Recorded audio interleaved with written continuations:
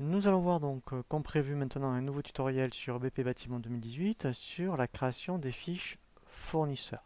Sur le même principe donc pour les fiches clients, lorsque donc dans le menu achat, on a donc fournisseur, vous avez dans un premier temps, vous voyez, famille fournisseur. Donc sur le même principe, je vous conseille de créer des familles. Alors bien sûr, en fonction de la typologie, je dirais, de votre activité, hein, puisque là, ce qui peut être intéressant, de créer des familles, outre que lorsque vous allez mettre des informations dans la famille, quand vous le rattachez au fournisseur, ça va mettre à jour les informations. Donc si vous avez, mettons, 50 fournisseurs rattachés à cette famille, vous allez gagner du temps. Mais c'est intéressant donc, pour les statistiques au niveau des achats, puisqu'après, eh bien, vous saurez, par exemple, donc, si je suis toujours dans mon activité de plombier, tout ce que j'ai dans, mettons, dans le sanitaire, tout ce qui est par rapport aux salles de bain, voilà. Donc en fait, hein, ça vaut vraiment le coup de bien réfléchir à la création des familles avant donc de créer des fiches fournisseurs. Donc là, même principe,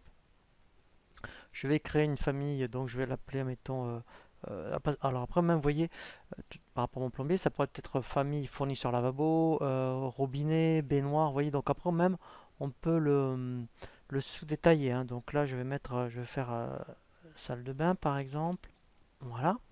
Même principe, ah ben après, donc là, c'est intéressant, parce qu'on peut rattacher aussi des frais de port. Un mode de règlement par défaut, si vous, pour tous ces fournisseurs, vous payez, mettons, traite à 30 jours, voilà. Donc là, je fais enregistrer fermé. Et après, effectivement, je vais passer à la création des fiches fournisseurs. Donc là, je vais à chercher ma famille. Je décoche, voilà, donc je mets oui pour les paramètres. Je décoche personne physique. Donc si je crée maintenant, par exemple, la société Brossette, je vais dire qu'ils sont ASA peut-être. Voilà, là, je vais mettre Brossette. Voilà, donc même principe pour les adresses de livraison. Donc ici, eh bien, c'est par rapport lorsque c'est l'adresse de facturation du fournisseur, mais après aux adresses de livraison, vous pouvez là déjà mettre des adresses de livraison qui vous sont propres. Donc ça peut être intéressant. Contact, c'est le même principe.